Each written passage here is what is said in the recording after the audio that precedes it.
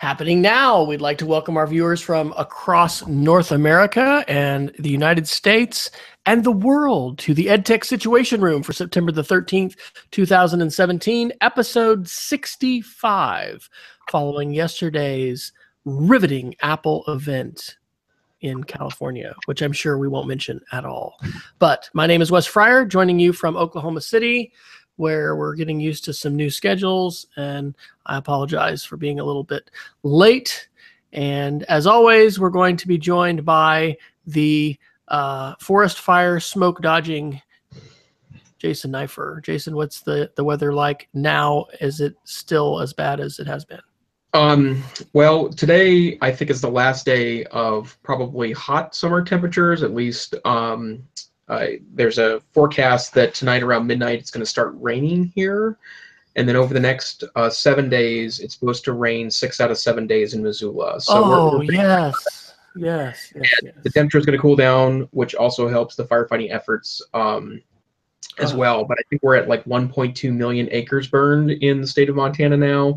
And a lot of the fires are centered around western Montana. And so Missoula, which is nestled into western Montana, is getting smoke from 3 or so fires in western Montana, plus the fires in Idaho, Washington, and Oregon. So it's been pretty smoky here. But the good news has been that last Saturday, a lot of that smoke lifted. And so we've been under much, much better air quality since the smoke lifted on Saturday. It's only dipped into the hazardous for sensitive groups level, as opposed to the straight up hazardous or very hazardous, which is where it's been a good percentage of the 2 weeks before that. So we're excited that it seems to be heading in the right direction.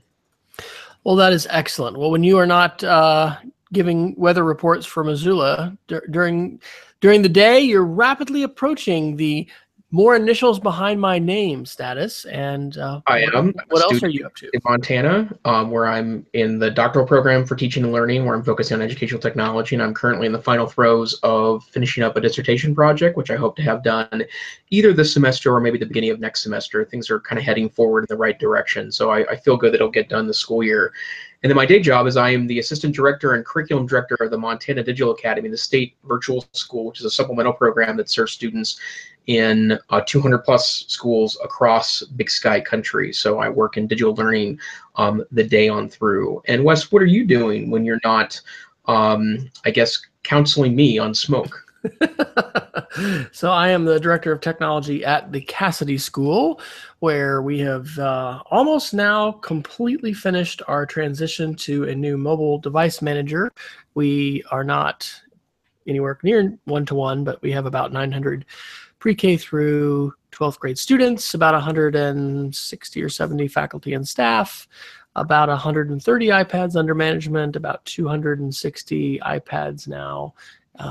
I can't give you the exact number of PCs, but we are having a busy time to continue serving everybody with 2.25 staff, but it is a wonderful place to be, and an even better place to be this year since my wife has joined our staff as a 3rd grade teacher and our daughter is in her 8th grade year. And one of the great things about that situation is just being there for sports games and things like that. So we've been able to see a couple of Rachel's volleyball games, saw one yesterday, I guess, and yeah, it's great to get to be closer together, because the last 4 years she's been downtown, and it's nice to be carpooling together. So, Jason, I heard there were some people in California at this big like spaceship looking place, and they talked about something that's going to cost $1,000. That's kind of all I heard. So is there anything I need to know about that, or do we not want to start with that and kind of lead into that? Because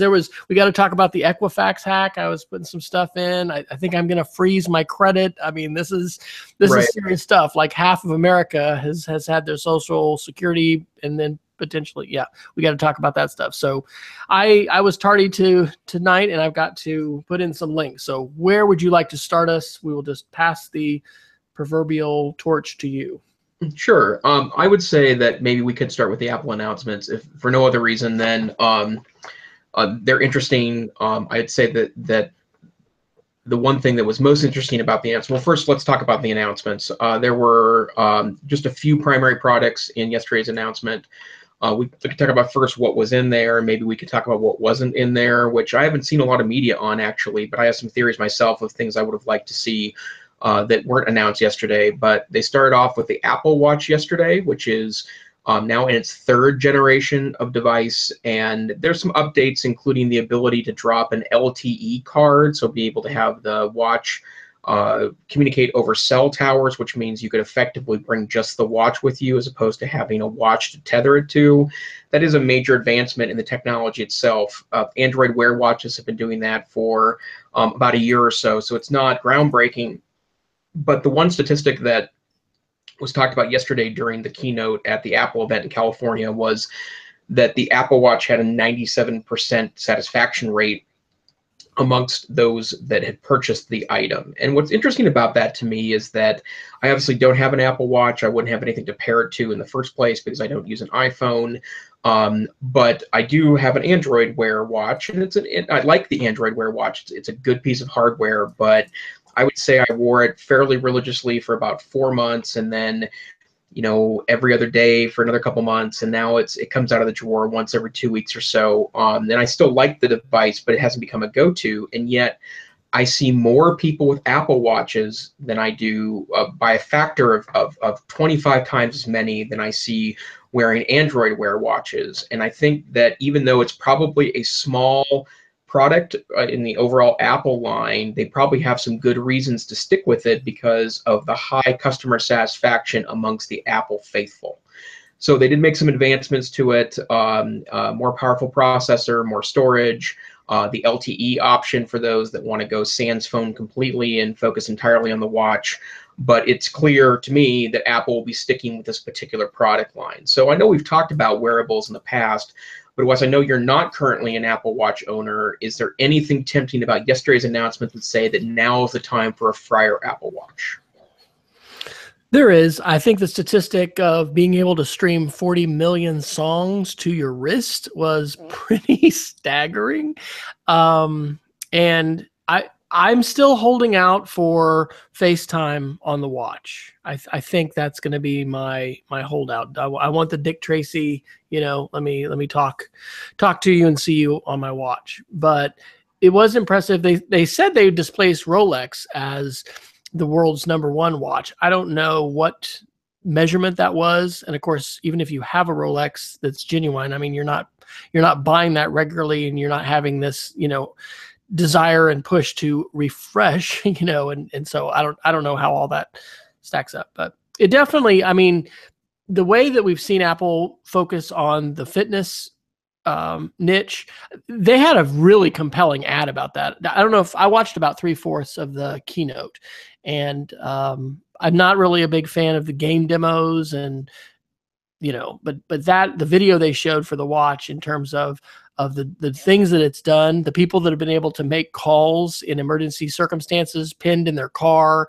the athletes that have been alerted and family have been alerted about heart rate or things that were going on that saved lives. There was a child who I think was monitoring blood sugar, and I mean, it's amazing. It is amazing. And I think that it's refreshing to hear those stories and to keep in mind, and I'm in sometimes a bit of a, interestingly, kind of, I'll pick my words carefully, but those aren't necessarily the stories that I'm surrounded with as much. Sometimes I'm hearing a lot more, and this can be from parents as well, about negatives of screen time and social media and all that kind of stuff. So it's really refreshing to hear those kinds of stories. So has it pushed me over the edge? No. Am I closer on the edge of my seat? Absolutely. And it is interesting too to see them, keeping those other generations available, right? I think not only the second generation, but the first generation, it's even available for less. So I'm definitely wanting to be fit and exercise and healthy and all that good stuff. And that fit, instead of a sedentary, stay in front of your screen and don't move, the Apple Watch is about activity, and it's about biofeedback and awareness of how much you are being ambulatory and moving around and doing doing active stuff. So I love that, you know. And I'll say this too.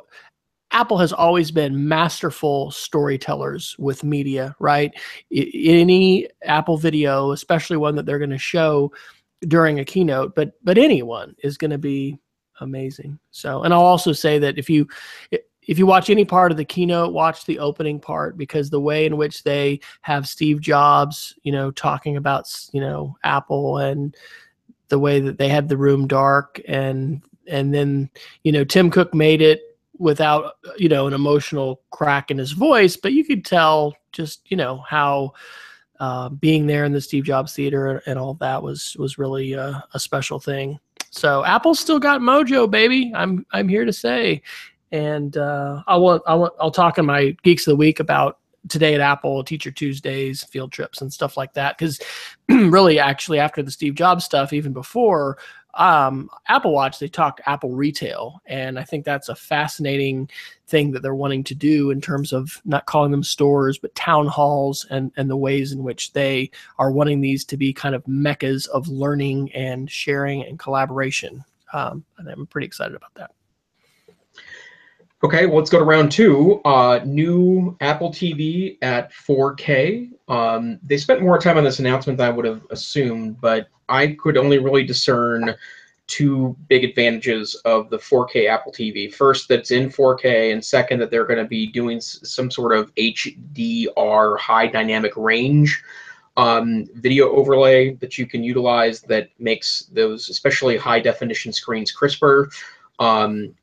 So to start with, Wes, I believe you have a third generation Apple TV, or I'm sorry, a new generation Apple TV at home with an app.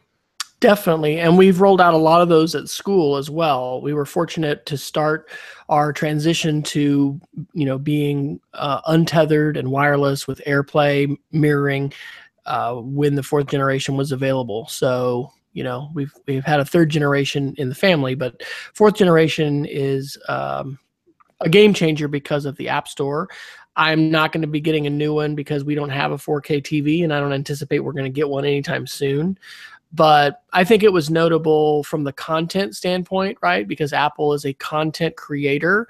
And, you know, here in the EdTech Situation Room, we will, of course, you know, kind of fall over ourselves when there are Google events and Apple events and all kinds of flashy new things that are announced. And we'll probably, you know, get pretty excited about those. But it's a great day for content creators. And so it's a reminder of that, with Apple having such an eye to content, which they, in some cases, are licensing, but also the way in which they are working incrementally, iteratively, not like, oh, it's a revolution today, but over time for cord cutters like me, we've cut the cord now for cable, or actually we had DirecTV last, you know, the last 6 years.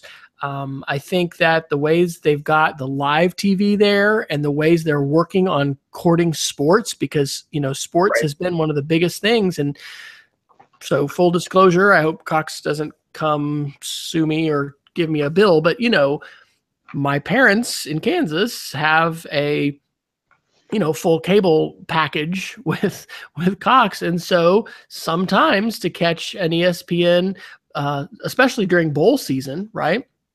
But the other kinds of football games, you know, I've logged in with their login and we've streamed a video. Their system hasn't checked an IP address to say, why are these people logging in from Oklahoma when they, you know, subscribe to us up in Kansas?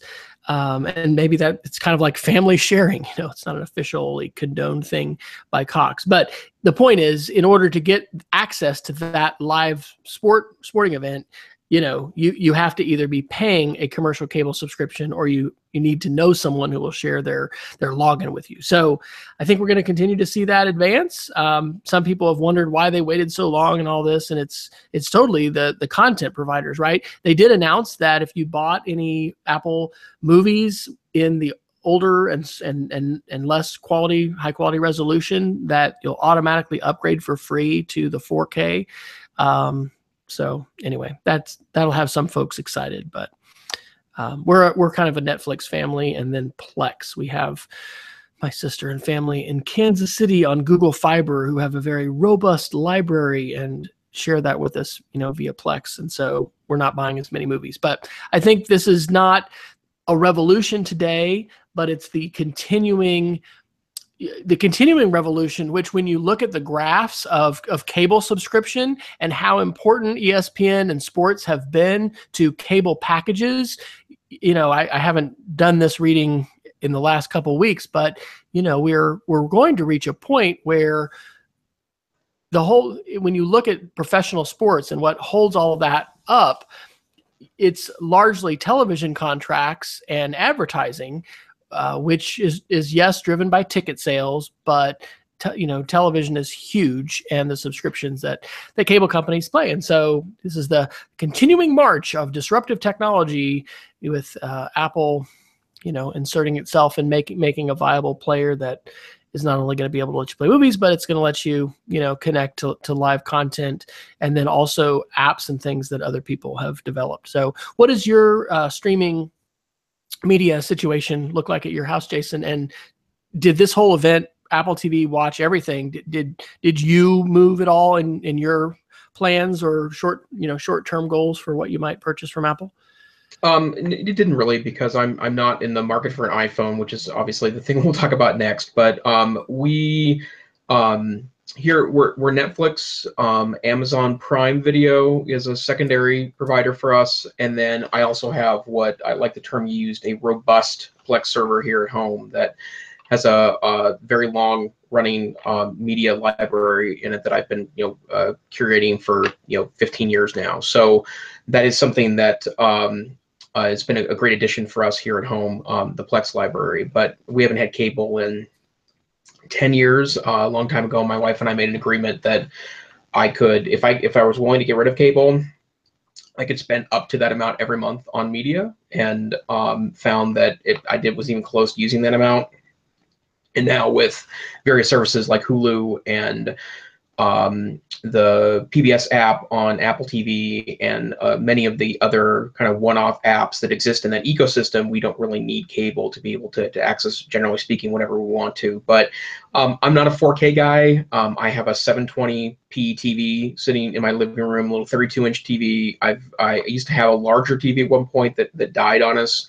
We were an early adopter to a big flat screen TV, and we just haven't got around or had the need to replace it. So that's been good enough for me. But I do think that Apple's focus on television, and I wasn't able to catch this part of the keynote, so I don't know if they're still referring to Apple TV as a project and a hobby, which is something that up until very recently they were labeling that effort that. But it's a compelling architecture, and especially now that you can download apps, it's extensible in a way that's never been before, and I think it's a really great piece. So yeah, the Apple TV is a good addition.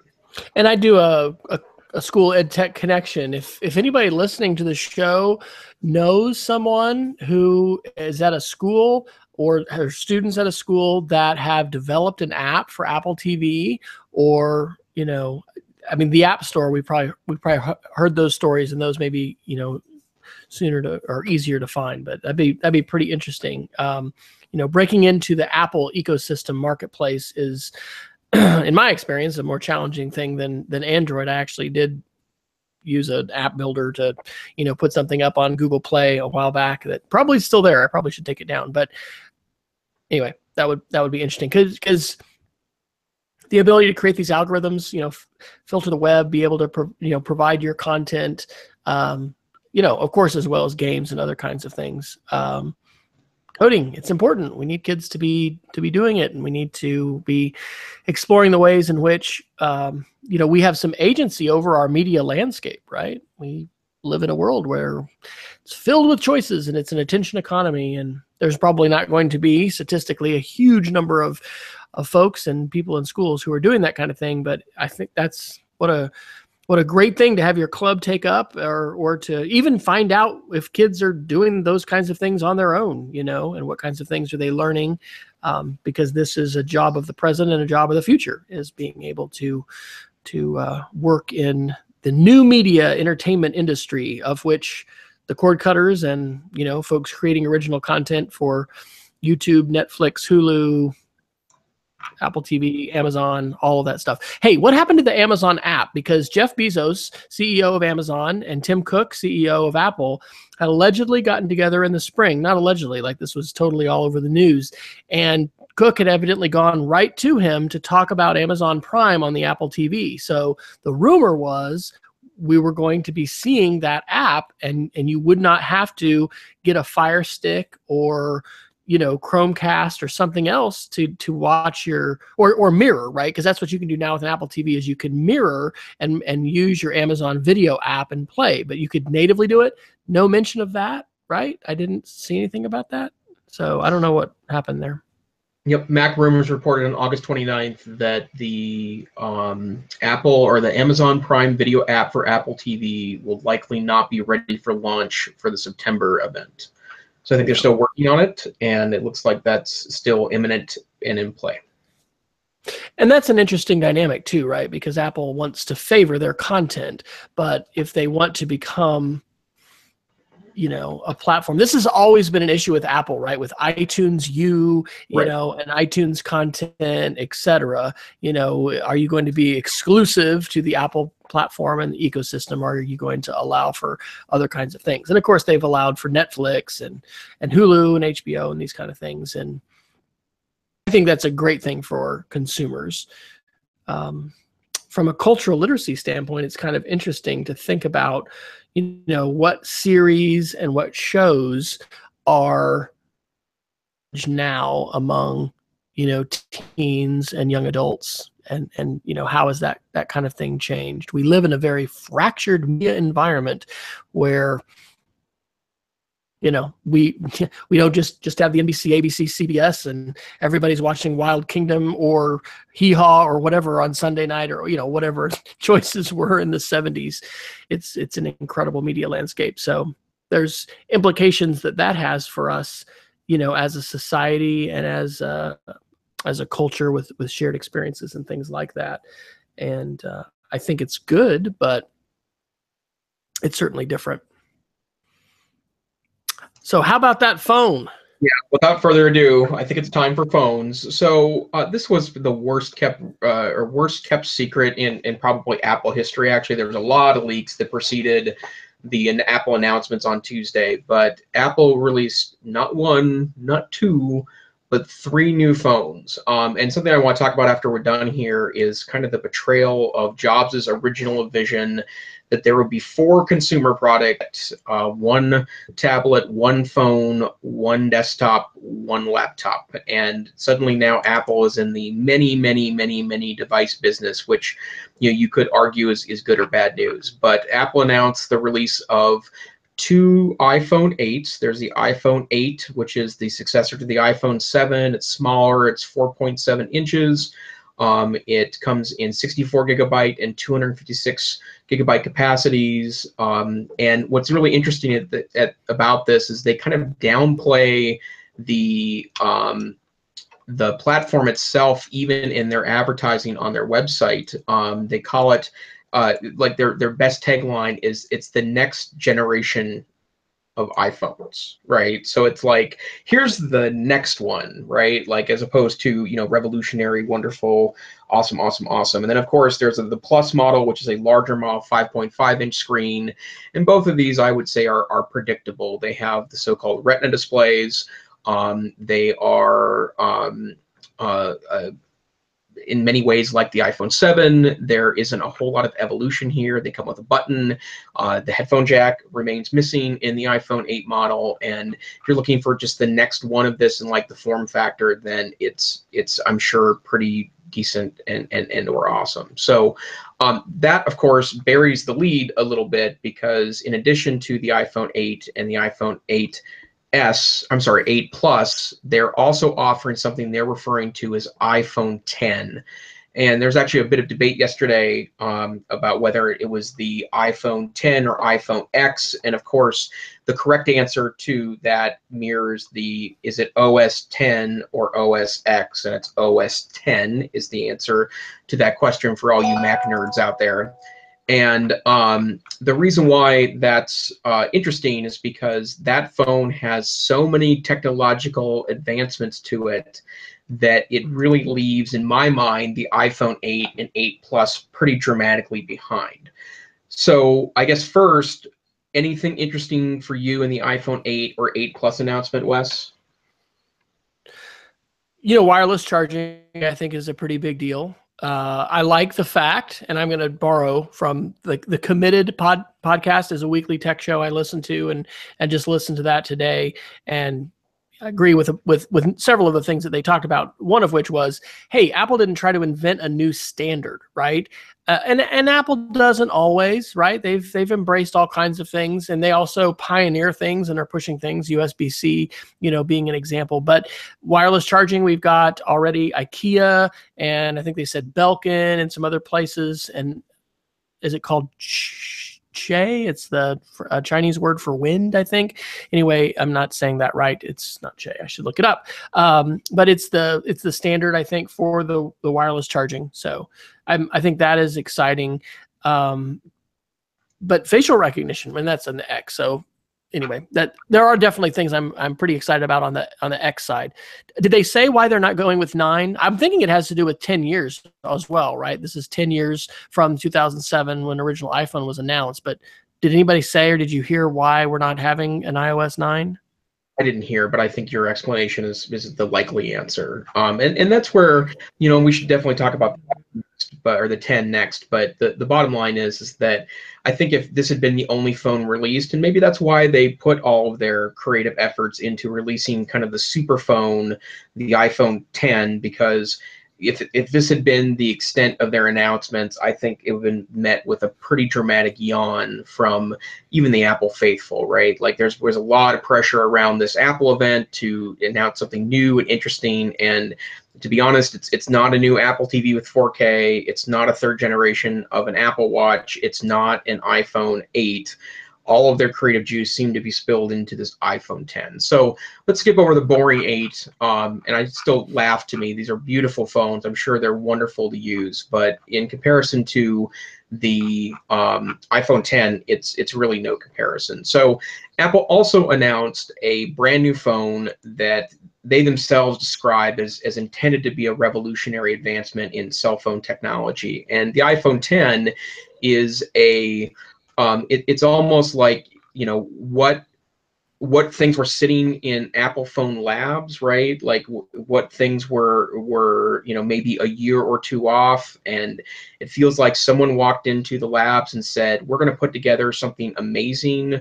We want you to fast track as many of these technological advances as you can now, so we can evolve the phone model pretty quickly. And what's interesting about this is that it seems to be so incredibly well received by at least the tech journalism committee or tech journalism community that even Android journalists are sitting mouth gaped open, saying that this is going to put a major blow to the high-end Android market. But let's talk about this for a second. So first, it's a 5.8-inch screen, which is the largest screen that Apple has put into a phone thus far. And for those that have never used a 6-inch or a 5.7-inch Android phone, it is an appreciable difference over 4.7 or even 5.2 or 5.5. Like that extra 0.2 to 0.5 inches, it does make a really big difference in hand feel, like in your hand. It comes in 64 gigabyte or 256 gigabyte denominations of storage. The 256, well, the fact that the 64 megabyte is, or sorry, gigabyte is the base model is very telling of 2017, but also the fact that they go ahead and jump to one model that's 256 gigabytes, that's also an appreciable amount of memory as well. There's a lot of little things that are, a part of this new phone. The first is that it has a nearly bezel-less screen, which means the screen goes from corner to corner with very little bezel, with the exception of a little tiny cutout that exists on the top of the screen where there's the front-facing camera and a number of sensors. And that's already been getting a lot of kind of interesting eyebrow-raising as part of that process. They also announced that they would be utilizing a new chip called the A11 chip, and they actually spent, and I kind of fast forwarded through some of this, but I read some of the coverage afterwards, that this is a major advancement, a major step forward in chip technology for Apple. And there's lots of interesting things about it being faster and a better user experience with its 64-bit architecture. But the other thing that has been talked about quite a bit is something referred to as their neural engine, which we can talk about separately in a moment, which is a clear play on their augmented reality process that Apple's been kind of discussing and leaking internally. But the phone, by every stretch of the imagination, looks like it is premium at every point. Beautiful OLED screen, very bright colors. They re-engineered a lot of the processes in the iPhone to achieve an even finer look. Glass on both sides. Beautiful hardware process. But the starting price for this phone is $999, and if you want the 256 model, I believe that goes up to like $1,150 if my memory serves me correctly. So I guess I'd start with here, Wes. You mentioned it earlier. You're impressed with the new phone? I am, and one thing I feel like this is a milestone for, if you've been getting the clown shoe phone or whatever you want to call the really large one, and especially in higher denominations of gigabyte storage, you know, you could push $1,000, but here we've got a starting phone at $1,000. So, you know, 10 years after iPhone announcement in 2007, it seems a bit ironic that we're talking about purchasing phones that cost what laptops, you know, still do and can cost, you know. And then when it comes to a lot of the laptops at school, I'm using my wife's Toshiba Chromebook, which has been kind of put to the side now, but was her primary machine for the last 3 years. You know, we're talking, I think maybe we paid $250 for it. It might have pushed $300, but like a third or less the cost of that phone. So I kind of feel like that's a milestone, and we haven't negotiated that as far as seeing what this looks like for our family. But again, to get back to a school slant on this, one of my big thoughts, of course, well, we'll talk a little bit about facial recognition and surveillance society and that kind of thing a little bit. But we're never going to be able to keep up in school with, you know, the latest smartphones. And the digital divide is real, and we teach at different schools in different situations. But the ways in which the capability of the smartphone have advanced in recent years should, I think, certainly mean that in some classes, at least, and in some circumstances, you know, we should be allowing students to have their phones out and utilizing those to, you know, capture media, to be able to edit video. You know, the photography stuff on the phone is stunning. I have not used a 7. Our son has a 7, but you know, those capabilities are amazing. And the statistic that stood out the most for me was the probability that thumbprint recognition versus facial recognition was going to have a mistake. And the statistic they used was a 1 in 50,000 chance that your thumbprint is not going to be accurate as far as doing your banking and the ways that banks have bought into this, and that the facial recognition, you know, is 1 in 1 million, I think is what they said.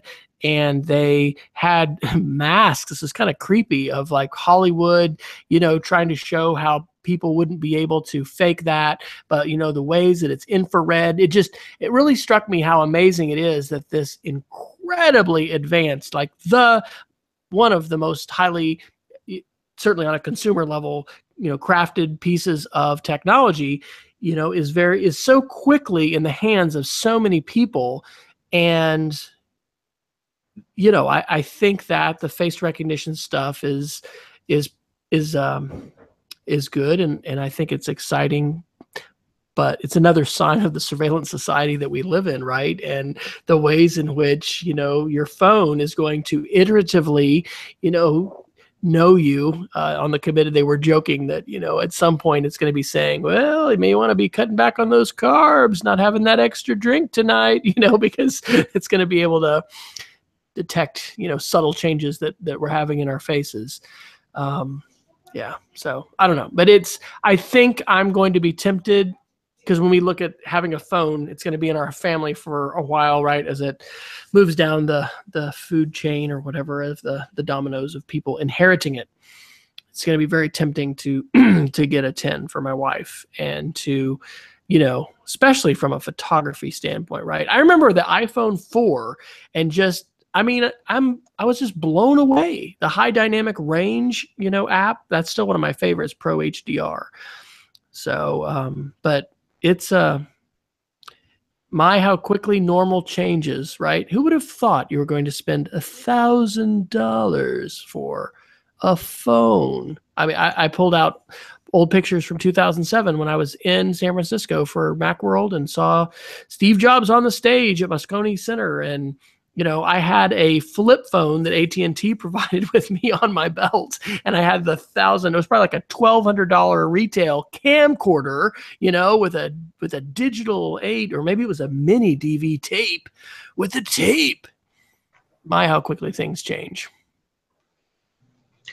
Well, the thing that I would also point out, so maybe in some of the deeper things, so the A11 is the new Apple design chip that will be in the iPhone 10, and they talked about this a bit during the keynote, but it has something referred to as a neural engine, which is part of this A11 processor, and the neural engine is a series of hardware features in the A11 chip that allows certain kinds of like software hardware integration that most people assume is a huge augmented reality play. And it's been a not very well kept secret that Apple has not been super into the artificial intelligence, or I'm sorry, the virtual reality space as much as they've been into the augmented reality space. Right.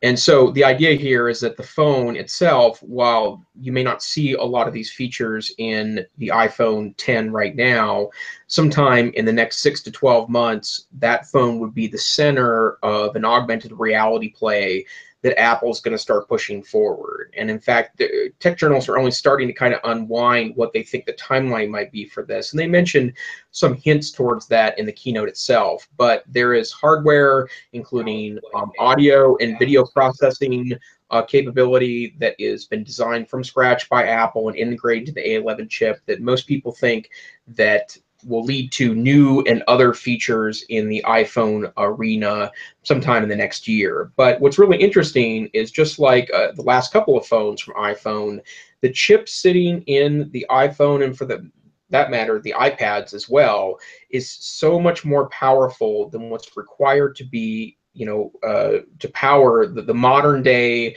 you know, iOS 10, the upcoming iOS 11, even the most intensive applications, which are mostly game applications that tend to tax iPhones and iPads the most.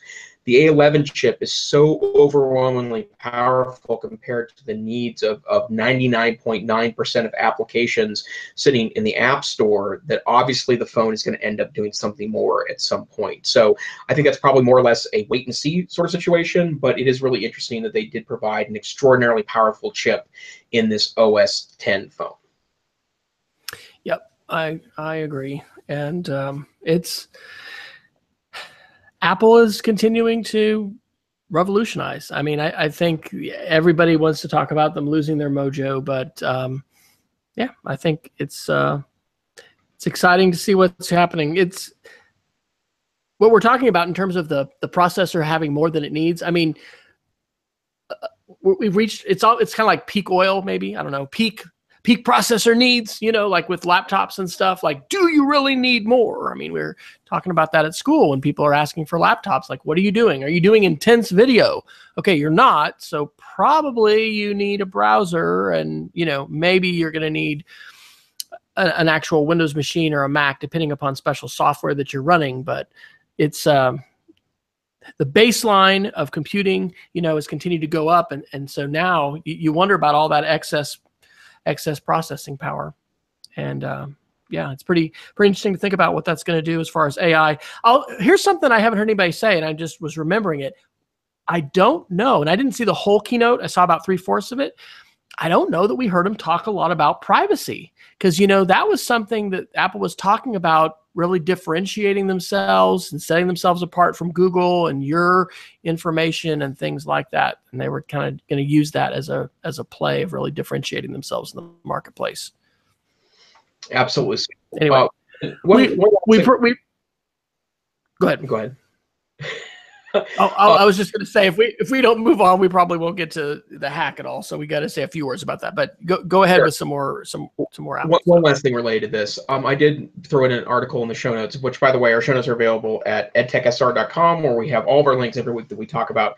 So you can go and read a little more from the folks that originated these thoughts and news comments. But 9 to 5 Google reported, Ben Schoen yesterday released a post that said, basically, well, the headline is Apple's latest iPhone chipset blows away every Android device, and that's a little depressing.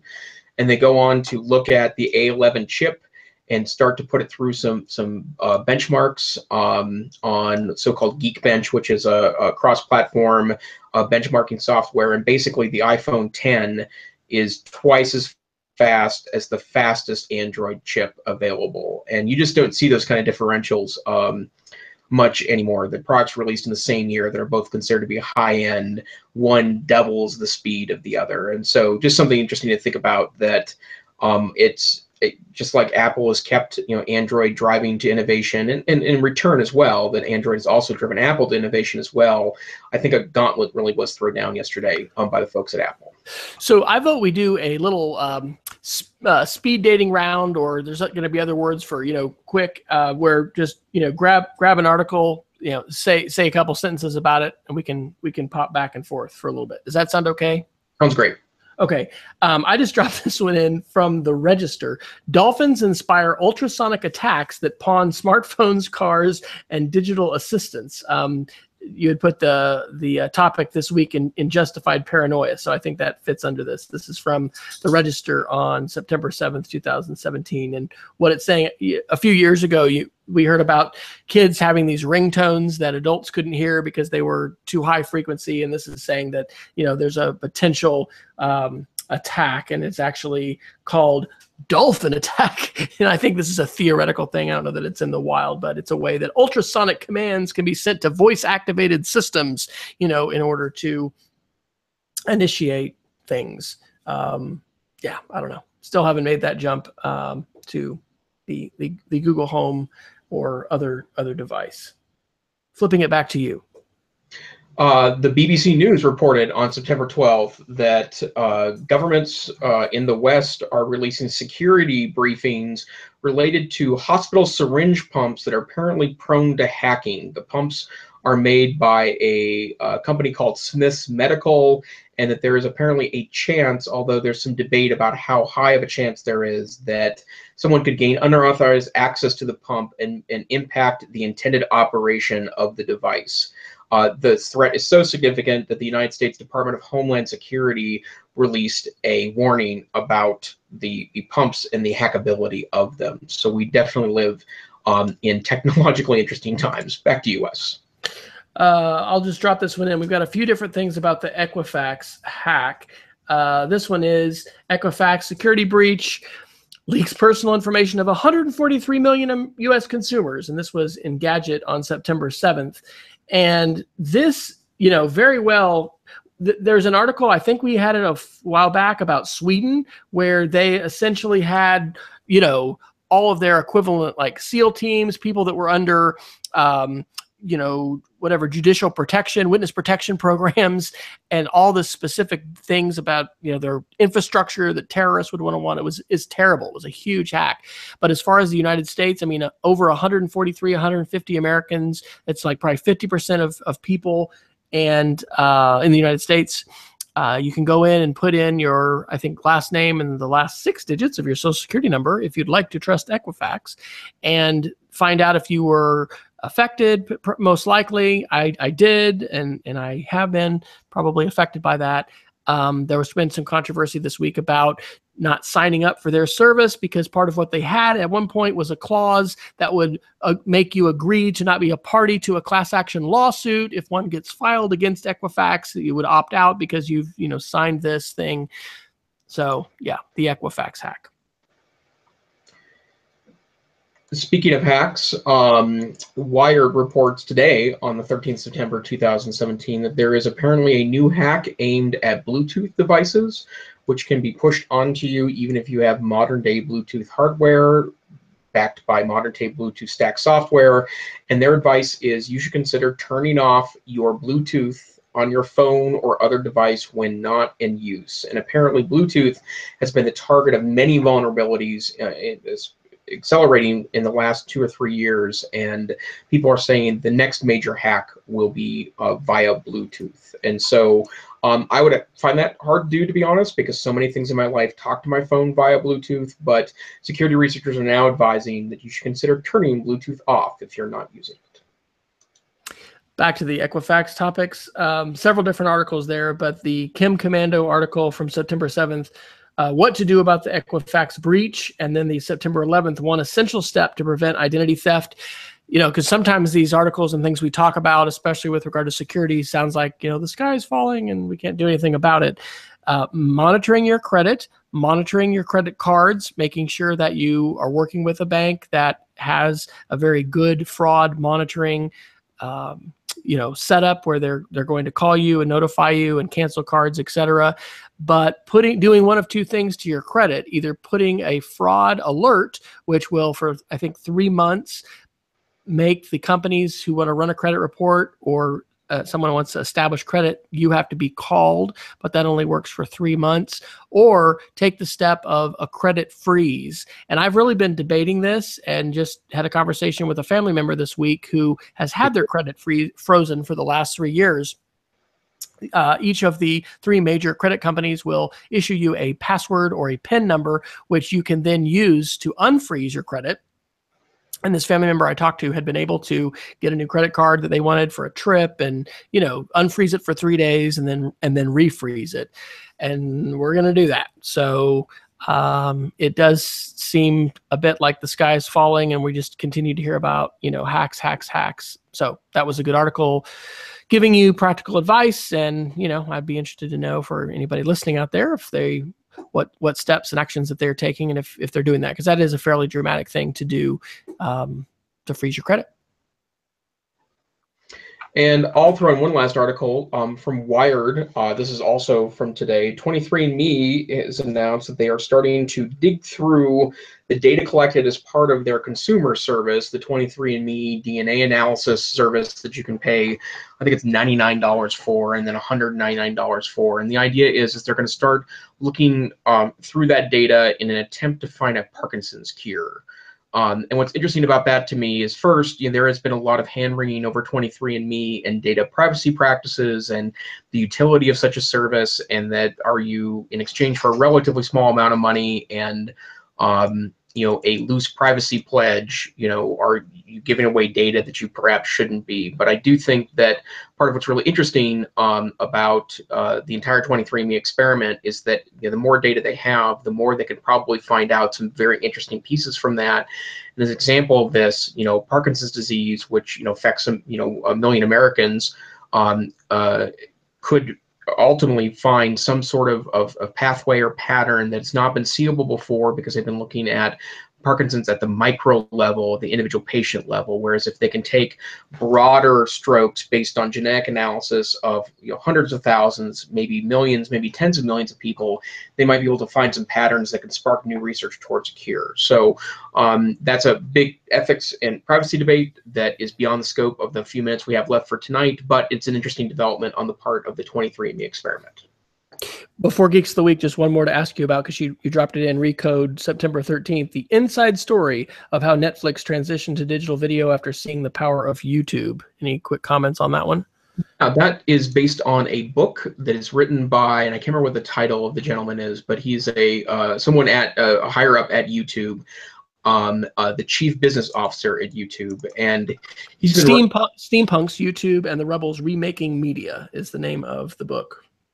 And I have put this in my Amazon Kindle queue because I was so tempted by this particular excerpt. But really interesting talk back and forth about Netflix, which was very much in the DVD business in 2003, 4, and 5, and their transition towards digital video, which obviously led to a further revolution of the way we consume and watch television here in 2017, but they were largely inspired by YouTube's story and YouTube's ability to offer streaming services for free to end users, obviously advertise and support it in YouTube itself, and can be a controversial topic for creators. But I thought it was interesting that the folks at Netflix, particularly Reed Hastings, the CEO, and other technical folks there, thought that there would be something there they could work with based on the popularity and the quick expansion of YouTube. And so, YouTube changed so many things about the way we consume media, and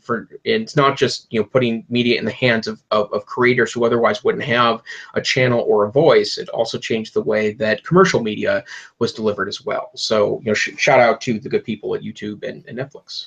Absolutely. Just makes me think of the early 2000s, and I was at the College of Education at Texas Tech, and we were having kids, record themselves with teaching and wanting people to watch it, and how hard it was, and QuickTime plugins and streaming servers, and then there was this company YouTube, and it was like, what? Who's going to do that? Is that going to take off? And now we live in this day where any of us at any time can take the device out of our pocket and record something and put it into global distribution.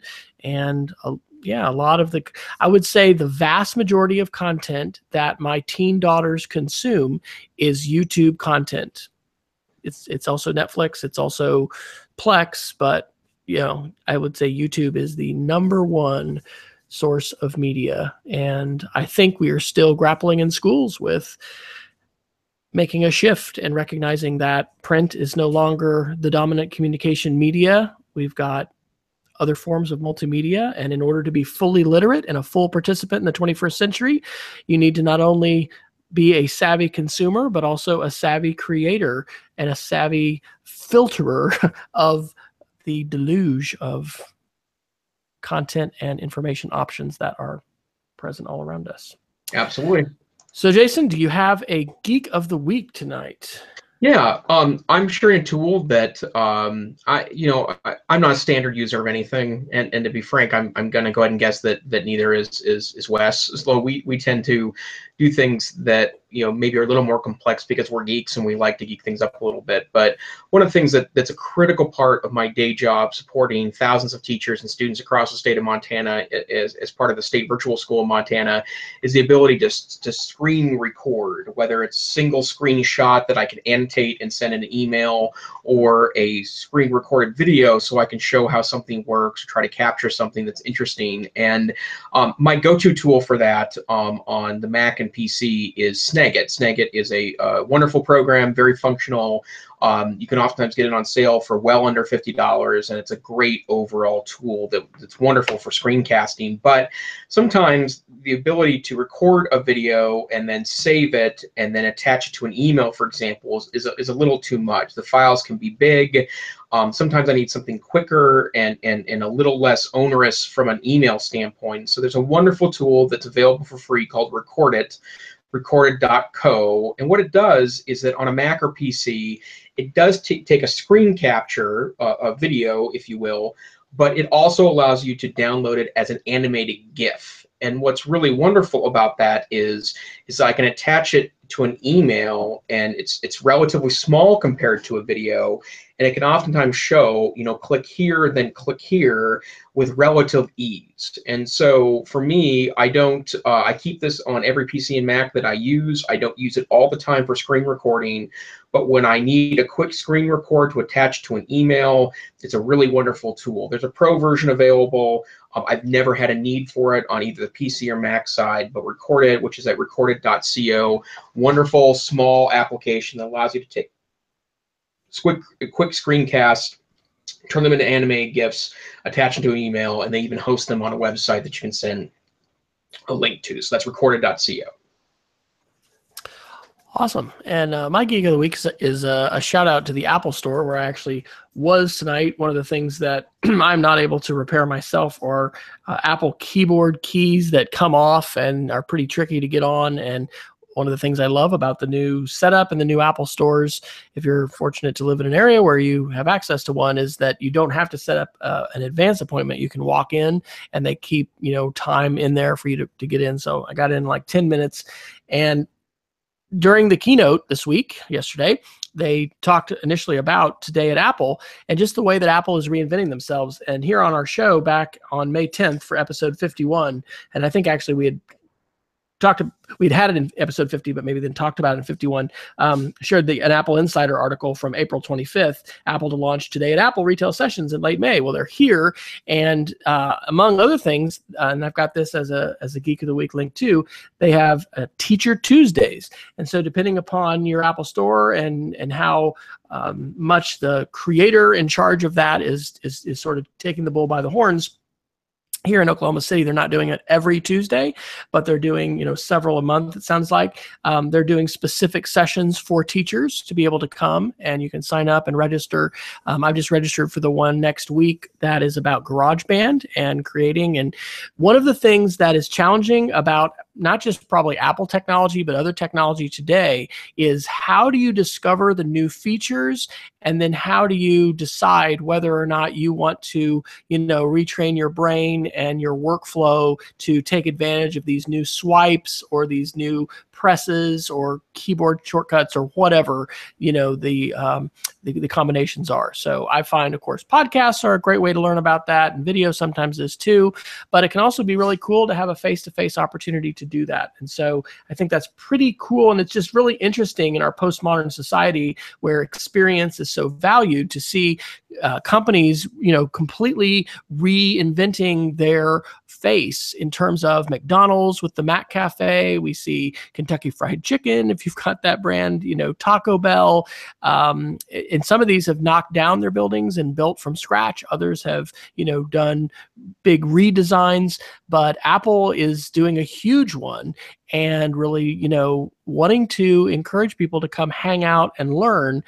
They're bringing local artists in some areas, larger areas, and there's the potential for them to, bring teachers and educators in as well. So there's also an Apple field trip, which doesn't just sound like, here, come look at the Apple tech, but there's different things with digital storytelling and other kinds of themes. I'm really excited at some of the sketchnoting and the digital drawing. And again, to have a chance to see and hear from someone who is a professional, who is really into that kind of thing, show their tricks and their techniques and apps and stuff like that. So if you happen to be in an area where there is an Apple store, you can go to I think it's just apple.com/today. And then you actually want to probably Google Teacher Tuesdays. It's a longer URL, but you can find that readily from Google. It is off the Apple website. And you can also look for Apple field trips. So Jason, where can folks find you, and where have you been writing lately? What does your pace, by the way, look like in terms of blogging and other kinds of media production outside of our Wednesday night show? I try to tweet 10 to 15 articles a week that I'm reading, and part of it's because I think that there's so much being created, especially in the educational technology space. There are hundreds of fairly active EdTech blogs. There's hundreds of writers that publish in places like Medium that all have interesting things to say. And I think that my contribution to the kind of curation of that is to try to tweet out 10 to 15 articles a week as part of my Twitter account. I am not as frequent of a blogger at the NCC Tech Savvy Teacher blog, which is at blog.ncce.org. But now that my dissertation is starting to wrap up, I've got about 10 or so posts that are about 2/3 of the way through that I want to start finishing off and releasing to the public. But the kinds of things that I'm working on right now, other than my dissertation, one of them is related to educational research and the need to balance research-based approaches with a culture of reading and responding to the actual research behind people's claims. One of the things that I'm starting to notice more frequently, which I thought it was pretty frequently 10 years ago, it's even more now, that a lot of people seem pretty consumed about research-based strategies, but they spend very little time looking at the quality of the research that they're citing, or what people that they're bringing in and paying to bring in are citing. And so I'm working on an article which will probably end up being a blog post blog post, or I might throw it up on Medium since it's got less technology to talk about the need to build kind of a research consumption environment in your school to be able to know what researchers are actually saying and not relying on people regurgitating that to you in a professional development presentation. So the other article I'm working on is the 6 applications that every power user must have on their phone to be productive. And part of that has been my own trial and error about which applications I need to make my phone a real powerhouse, especially when I'm remote working or traveling. And so I've got a blog post kind of been waiting for that. And I've also been working on NCCE's Chromebook list, which is a list we released in August that shows a vetted set of tools that you can utilize in the web-based Chromebook environment that I've actually gotten a lot of really great feedback on. We had a great initial response when we released it in early August, and we're now updating that about once a week. We'll probably put out an official notice of an official update here pretty soon, but that's a project I'm also working on that I'm really proud of. So blog.ncce.org, and I'm available on Twitter at TechSavvyTeach. What about you, Wes? What a shame that there's just so much free time that Jason's just staring at his hands, wondering what he should do. I am blogging periodically at speedofcreativity.org, where I've posted over 6,000 posts since 2003. I used to blog daily, but now I'm kind of lucky to get one out per week. But I'm also sharing on Twitter, and I would say that a highlight of this week was the start of our STEAM studio. I collaborate with the wonderful Megan Thompson, our elementary art teacher, and we are doing playful puppets. And so we introduced kids to using puppets and using weird voices and green screen and a shadow box with, making the shapes in front of the lights. And we just had a great time yesterday. And so you can follow that Twitter feed, or that Twitter account at Cassidy STEM, which is CASADY STEM, an infrequently used Twitter channel relative to my W. Fryer channel, but nonetheless a place where we are sharing some of the things that we are creating and making. So as Jason said, this is the EdTech Situation Room. You can find our links at edtechsr.com/links. We didn't have any live viewers tonight, but we sometimes do. In fact, we usually are joined by several folks, and we appreciate that. And the chat that we sometimes have in the chat room, we would love to hear from you and hope that you will share EdTech SR wherever you happen to be listening. Let us know. Reach out to us on Twitter. Let us know if you disagree with us or if there's some things that we need to take a look at. You can use the hashtag EdTechSR. You can use the Twitter handle, or just go ahead and tag Jason or I in your tweet. So until next time, we're going to be doing a wonderful dance to celebrate the rain in Montana, the end of the fires, we hope. And it'd be nice if the hurricane season would be over for the Caribbean and Gulf states, but it's interesting times. So until next time, stay safe and stay savvy, everyone. Good night.